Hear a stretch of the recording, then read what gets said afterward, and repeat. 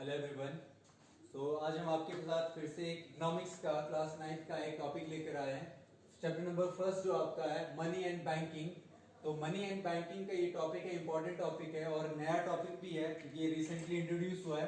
तो इस हिसाब से ये टॉपिक काफी इंपॉर्टेंट है आपके आगे आने वाले वक्त में भी। सो आई होप कि आप ध्यान देंगे और ध्यान से इस टॉपिक को जो है अच्छे से समझने की कोशिश करेंगे। टेक्सचुअल बुक है आपके पास, उसी के थ्रू मैं पढ़ाने की कोशिश कर रहा हूँ कि money and banking, what is money, what is banking, क्या मनी का रोल क्या है, मनी क्यों है और इसका एंशिएंट जो हिस्ट्री है वो क्या रहा है, तो एवोल्यूशन मनी का, टाइप्स ऑफ मनी, ये सारी चीजें हम इसमें पढ़ेंगे।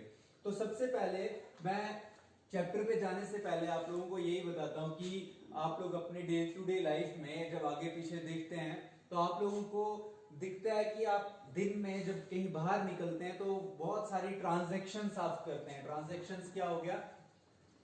ट्रांजैक्शंस मींस आप क्या करते हैं, कोई चीज किसी से लेते हैं, खरीदते हैं, बेचते हैं। As a seller, as a buyer, from the point of view seller, आप चीजें बेच रहे हैं और बदले में पैसा कमा रहे हैं, और from the point of the buyer आप पैसा देकर सर्विसेज ले रहे हैं। सर्विसेज हो गया, गुड्स हो गए, सर्विसेज वगैरह खरीद रहे हैं। तो इन सब चीजों में एक चीज जो आपको देखने को मिलती है कि आप इन सब में इन्वॉल्व क्या होता है? मनी इन्वॉल्व होता है। That means without money you can't simply enjoy और you can't simply buy anything. आप शॉपकीपर के पास जाओगे और आप बोलोगे कि मुझे मतलब मेरे पास पैसा नहीं है, ये चीज मुझे दे दो, you will not get it, तो आपको ये नहीं मिलेगा। तो मनी इज प्रेजेंट टाइम के हिसाब से मोस्ट इंपॉर्टेंट थिंग, क्योंकि जैसे जैसे लाइफ लग्जूरियस हो रही है तो उन लग्जरीज को अगर हमको, जैसे एजुकेशन है, जैसे हमारा एंटरटेनमेंट है, सर्विसेज है, कुछ भी है, व्हाटएवर, टेली सर्विसेज जो हम यूज कर रहे हैं, फोन्स हैं, तो हर चीज के लिए यू हैव टू पे a certain amount in terms of money. पैसे के हिसाब से आपको पेमेंट करना पड़ता है। तो money is a very important part of our life at present. उसके अलावा मनी जो है, अब देखिए आप सोच सकते हैं कि पैसा, आप एंशिएंट टाइम में चले जाएं तो पैसा जो करेंसी जो है वो इस तरीके की नहीं हुआ करती थी जैसे आज की मॉडर्न टाइम्स में। अब एक एग्जांपल हम आपको बताते हैं। एक वर्ड आता है डबल कोइंसिडेंस ऑफ वांट्स। तो जब करेंसी नहीं थी तो लोग क्या करते थे, एक बार्टर सिस्टम जिसे कहते हैं वो फॉलो करते थे। बार्टर सिस्टम, बार्टर सिस्टम क्या होता था? It was a system in which goods were exchange directly. That means if I am in a need of, say for example मुझे 1 kg ऑफ राइस चाहिए, 1 kg ऑफ राइस चाहिए, तो मैं, और अगले बंदे को क्या चाहिए? मेरे पास 1 kg वीट है, ठीक है, बट मुझे क्या चाहिए? 1 kg ऑफ राइस चाहिए, और अगले वाले के पास 1 kg राइस है, उसको वीट चाहिए। सो हम दोनों क्या करेंगे? मैं अपना वीट इसको बेचूंगा और ये अपना राइस बदले में मुझे देगा। तो यहां पर क्या हो रहा है? गुड्स का एक्सचेंज हो रहा है। तो बार्टर सिस्टम हुआ करता था पुराने जमाने में। आप लोगों ने सुना होगा भेड़ बकरी देके लोग कुछ लिया करते थे, या तो जैसे कि आपने अभी प्रेजेंट टाइम में भी देखा कि इससे एंशिएंट टाइम्स में एक वो मशरूम होता है, गुच्छियां जिसे हम कहते हैं, सो वो देकर लोग, यहाँ पुराने जमाने के लोग अंडे रखते थे घरों में, अंडे जमा करके फिर वो दुकानदार को देते थे और बदले में कोई सामान लिया करते थे। So this was barter system. तो करेंसी ना आने से पहले ये बार्टर सिस्टम फॉलो हुआ करता था। बट बार्टर सिस्टम में एक मेजर जो ड्रॉबैक था, that was double coincidence of wants. That means आपको एक वैसा बंदा ढूंढना है, मेरी जो जरूरत है अगले बंदे के पास वो चीज है, मुझे वैसा बंदे को ढूंढना पड़ेगा, और उसके बाद उसकी जरूरत का सामान मेरे पास होना चाहिए। सो डबल कोइंसिडेंस वांट्स मींस हम दोनों के पास एक दूसरे की जरूरियात पूरी करने का वो प्रोडक्ट, वो सामान होना चाहिए, तब जाके बार्टर सिस्टम में जो कामयाब है, वरना बार्टर सिस्टम कामयाब नहीं है। सो इसकी वजह से इंट्रोडक्शन ऑफ करेंसी हुआ। और करेंसी डजंट मीन कि आते ही आपके पास पेपर मनी और कॉइन्स थे। तो उससे पहले जो था वो करेंसी कुछ और टाइप्स का था, वो हम देखते हैं आगे। तो ये बात समझ में आ गई होगी मनी का इंपॉर्टेंस क्या है, बार्टर सिस्टम क्या होता है, डबल कोइंसिडेंस ऑफ वांट्स क्या होता है। तो ये क्वेश्चंस आ सकते हैं, इसको आपने ध्यान से देखना है। इसके बाद आता है मनी का definition, money means anything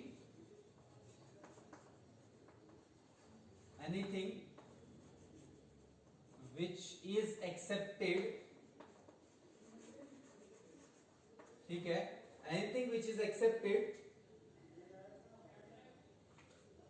widely accepted in payments, ठीक है, for services, for goods, के लिए जो भी चीज जो है वो एक्सेप्ट की जाती है उसको हम पैसा कह सकते हैं। पैसा डजंट मीन, मैंने फिर से बताया ये तो एवोल्यूशन है पैसे का, कि पहले कॉइन्स, उससे पहले जो था कुछ और था, फिर कॉइन्स आए, कॉइन्स के बाद फिर अब आहिस्ता आहिस्ता अभी क्या आ रहा है, आप कैशलेस इकोनॉमी की तरफ हम जा रहे हैं। तो मनी का डेफिनेशन ये है। उसके बाद एक और वर्ड आता है, वो उसको कहते हैं लीगल टेंडर।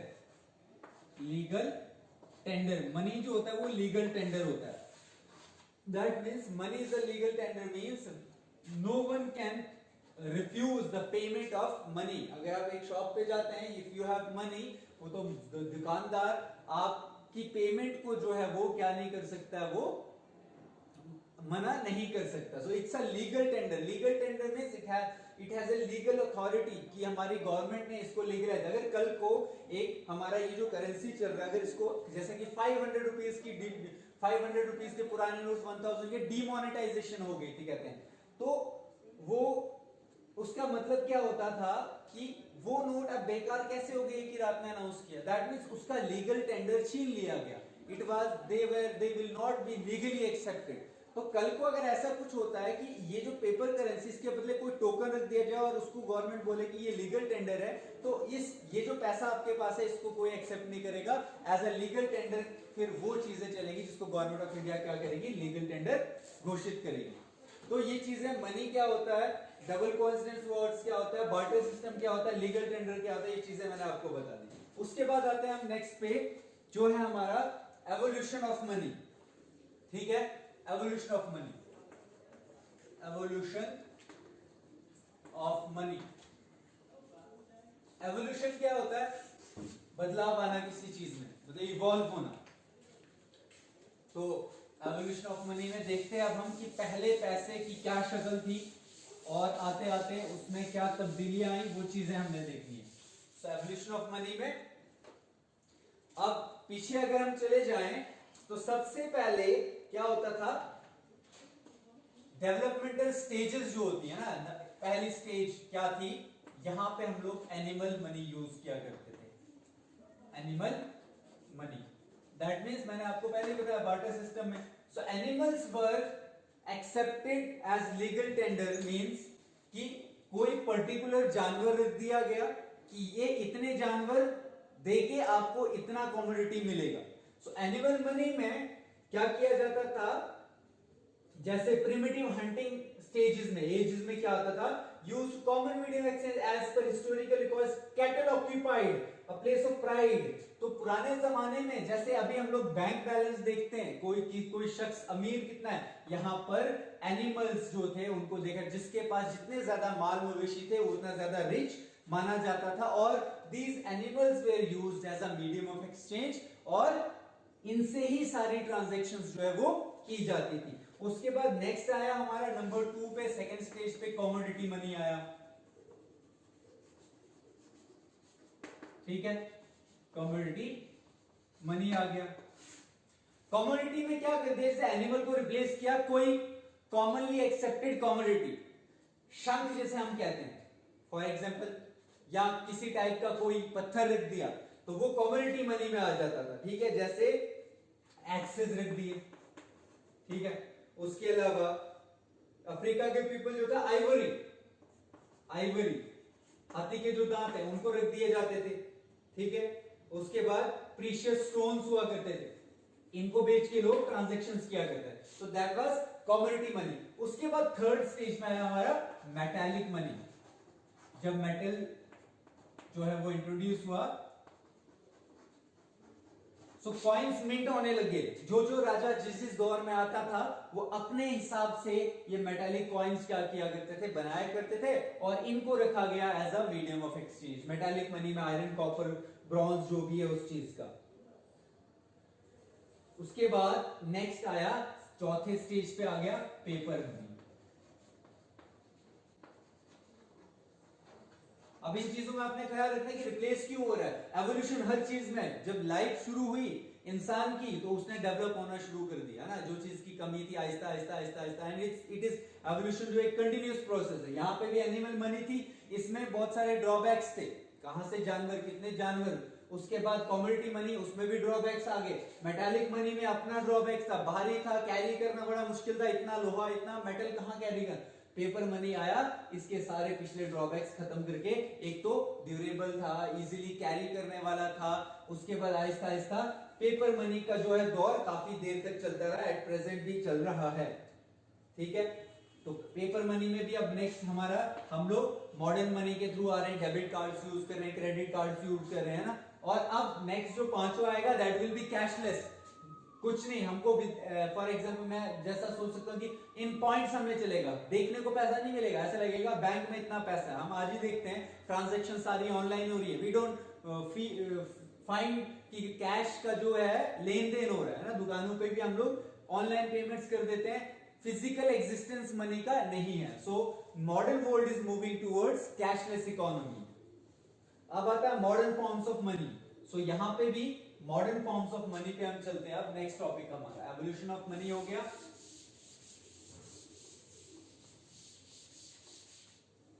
अब आते हैं हम modern forms of money.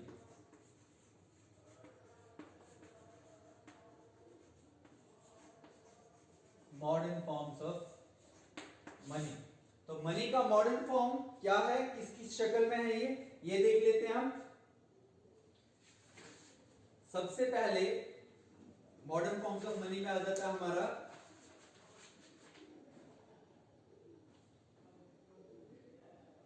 Ancient Indians have used grain and cattles as money. वो तो हम पीछे चले गए। Thereafter came the use of metallic coins, ये मैंने पहले बता दिया, सिल्वर कॉपर व्हाटएवर। उसके बाद पेपर के मॉडर्न फॉर्म्स ऑफ मनी में सबसे पहले आ जाता है करेंसी। करेंसी नोट्स आ जाते हैं, ठीक है, या कॉइन्स आ जाते हैं। डिमांड डिपॉजिट्स आ जाते हैं, इसको नोट करें आप, डिमांड डिपॉजिट्स। उसके बाद आ जाता है हमारा प्लास्टिक मनी आ जाता है, ठीक है। उसके बाद हमारा आ जाता है प्लास्टिक मनी में ही हमारा आता है debit and credit cards. Debit and credit cards आ जाते हैं, ठीक है। तो ये मॉडर्न फॉर्म्स ऑफ मनी है, currency notes, demand deposits, plastic money में डेबिट एंड क्रेडिट कार्ड हमारा आ जाता है, ठीक है। अब आ जाते हैं हम सबसे पहले पे करेंसी। व्हाट इज करेंसी, ठीक है। तो करेंसी या मनी कैसा दिखता है, what is the form of money. Over the years हमने देखा कि मनी की फॉर्म जो है तब्दील होती गई है, from animal to commodity to paper coins to paper money. तो ये क्या होता गया ओवर द टाइम्स, हमारा एवोल्यूशन आता गया। तो इसमें आ जाता है हमारा paper money is used to refer to the government notes. Paper money क्या होता है, करेंसी क्या होता है। करेंसी देखो जैसे डॉलर है ना, रुपी है, यन है, अलग अलग countries, different countries have their own currencies. तो हर एक कंट्री का अपना करेंसी है, अपनी एक वैल्यू है। सबसे हर मुल्क अपना करेंसी यूज कर रहा है, कई सारे मुल्कों में डॉलर भी चल रहे हैं। बट जब आप यूएसए से इंडिया आते हो तो आपको क्या करना पड़ता है, डॉलर को एक्सचेंज करना पड़ता है इंडियन करेंसी में, फिर जाके आप ट्रांजैक्शंस कर सकते हो। अगर आप अभी दुकानदार के पास जाओगे और डॉलर दोगे और बोलेगे ये चीज दे दो, तो वो नहीं मानेंगे, है ना। तो क्योंकि डॉलर का एक अपना ज्योग्राफिकल एरिया है जहां पर वो एक्सेप्टेड है, हर जगह अभी तक एक्सेप्टेड नहीं है। सो यहां पर आ जाता है हमारा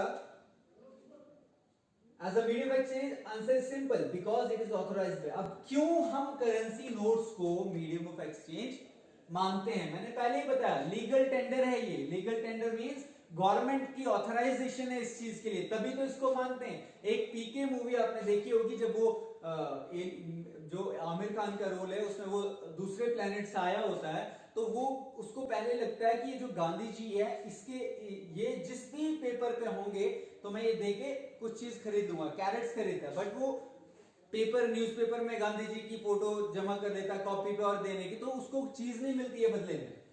तो वहां पे उसी चीज से आप समझ सकते हो कि गवर्नमेंट के ऑथराइजेशन सिर्फ और सिर्फ करेंसी नोट्स को, तभी वो लीगल टेंडर है, तभी वो एक्सेप्टेड है, वरना तो कोई भी गांधी जी की फोटो जमा करके ले लेता चीजें, ठीक है ना।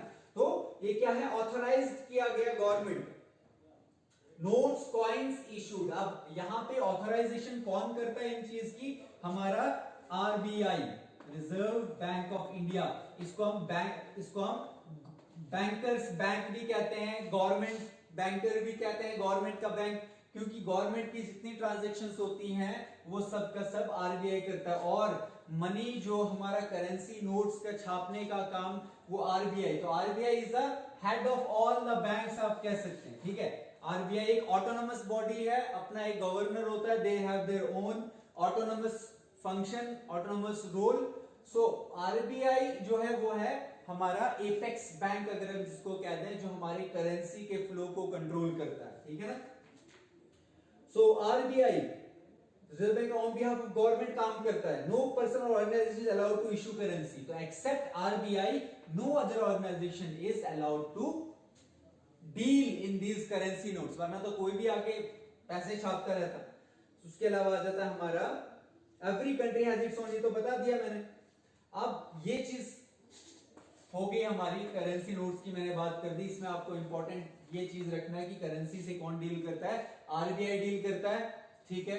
और जो है करेंसी नोट्स क्यों एक्सेप्टेड है, because they are authorised by the Indian government, ठीक है। तो नेक्स्ट क्लास में हम लोग अब थोड़ा बैंक की तरफ आएंगे। ये मनी था, मनी वाला पार्ट मैंने आपको बता दिया सब। अब थोड़ा बैंक की तरफ आएंगे कि बैंक कैसे काम करता है, बैंक का क्या रोल है एक कंट्री में, एक इकोनॉमी में, बैंक किस लिए वजूद में आया, उसका रोल क्या है, किस तरीके से काम करता है। उसी के अंदर हमारा डिमांड डिपॉजिट्स भी आ जाएगा। फिर एटीएम के यूज, जो डेबिट कार्ड्स क्रेडिट कार्ड्स में क्या फर्क है, तो उसके अंदर हम आगे जो है उसको डिटेल में आगे हम पढ़ेंगे। सो आज वो मैंने जो मनी का पार्ट आपको बताया, आपको समझ में आया होगा।